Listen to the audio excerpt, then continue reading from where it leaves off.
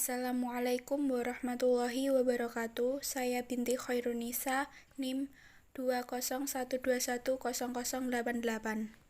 Pancasila sebagai sistem etika. Pengertian etika. Etika dalam arti luas yaitu ilmu yang membahas tentang kriteria baik dan buruk. Etika pada umumnya yaitu sebagai pemikiran filosofi mengenai segala sesuatu yang dianggap baik atau buruk dalam perilaku manusia, atau keseluruhan perilaku manusia dengan norma dan prinsip-prinsip yang mengatur disebut moralitas atau etika. Etika dari bahasa Yunani yaitu ethos, tempat tinggal yang biasa atau padang rumput atau kandang, kebiasaan atau adat atau watak atau perasaan, sikap, dan cara pikir. Secara etimologis, etika adalah ilmu tentang segala sesuatu yang biasa dilakukan atau ilmu tentang adat kebiasaan. Etika dan etiket. Perbedaan makna hakiki.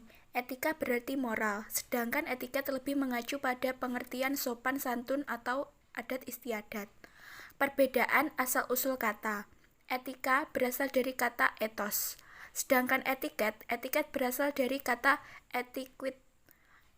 Perbedaan mengatur perilaku manusia secara normatif.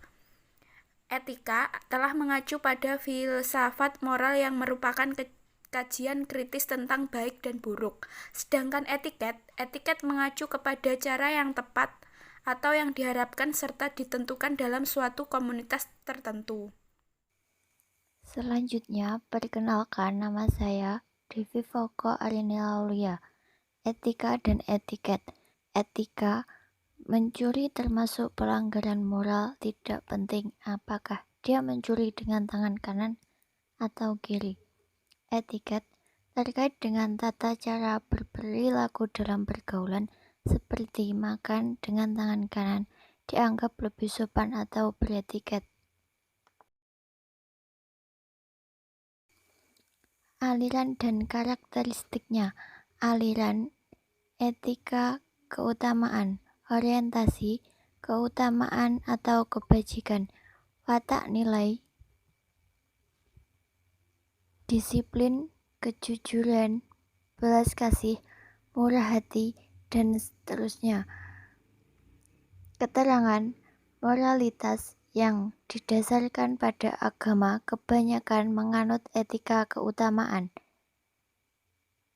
Teleologis, orientasi, konsekuensi atau akibat, watak nilai, kebenaran dan kesalahan didasarkan pada tujuan akhir. Keterangan, aliran etika yang berorientasi pada konsekuensi hasil seperti eudemonisme, hedonisme, utilitarianisme. Aliran deontologis, orientasi, kewajiban atau keharusan, watak nilai, kelayakan, kepatuhan, dan kepantasan. Keterangan, pandangan etika yang mementingkan kewajiban seperti halnya pemikiran Immanuel Kant yang terkenal dengan sikap imperatif kategoris, perbuatan baik dilakukan tanpa pamrih. Cabang filsafat yang dijabarkan dari sila-sila Pancasila untuk mengatur perilaku kehidupan bermasyarakat, berbangsa, dan bernegara Indonesia. Etika Pancasila. Untuk selanjutnya, saya, Aura Putri Agustin, akan menyampaikan mengenai dimensi nilai Pancasila. Sila pertama mengandung dimensi moral berupa nilai spiritualitas yang mendekatkan diri manusia kepada Tuhan Yang Maha Esa, ketaatan kepada nilai agama yang dianutnya. Sila kedua mengandung dimensi humanus, artinya menjadi manusia lebih manusiawi, yaitu upaya meningkatkan kualitas kemanusiaan dalam pergaulan antar sesama. Sila ketiga mengandung nilai solidaritas, rasa kebersamaan, dan cinta tanah air.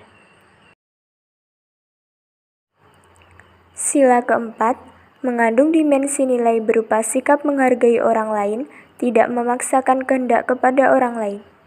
Sila yang kelima, yaitu sila terakhir, mengandung nilai mau peduli atas nasib orang lain, kesediaan membantu kesulitan orang lain.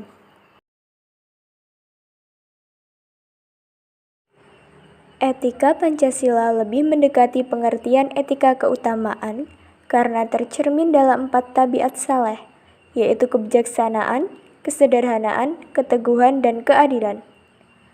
Etika keutamaan etika Pancasila.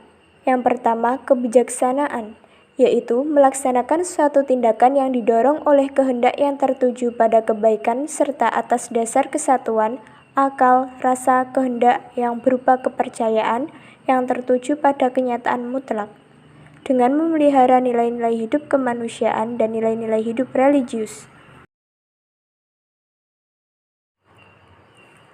Etika keutamaan etika Pancasila yang kedua, kesederhanaan, yaitu membatasi diri dalam arti tidak melampaui batas dalam hal kenikmatan. Yang ketiga, keteguhan, membatasi diri dalam arti tidak melampaui batas dalam menghindari penderitaan. Yang terakhir, keadilan, memberikan sebagai rasa wajib kepada diri sendiri dan manusia lain, serta terhadap Tuhan terkait dengan segala sesuatu yang telah menjadi haknya. Saya Dilandia Sari, saya akan melanjutkan pembahasan urgensi Pancasila sebagai sistem etika. Yang pertama, banyaknya kasus korupsi yang melanda negara Indonesia sehingga dapat melemahkan sendi-sendi kehidupan berbangsa dan bernegara. Yang kedua, masih terjadi aksi terorisme yang mengatasnamakan agama sehingga dapat merusak semangat toleransi dalam kehidupan antar umat beragama dan meluluhlantahkan semangat persatuan dan mengancam disintegrasi bangsa. Yang ketiga, masih terjadinya pelanggaran HAM dalam kehidupan bernegara. Yang keempat, kesenjangan antar kelompok masyarakat kaya dan miskin masih menandai kehidupan masyarakat Indonesia.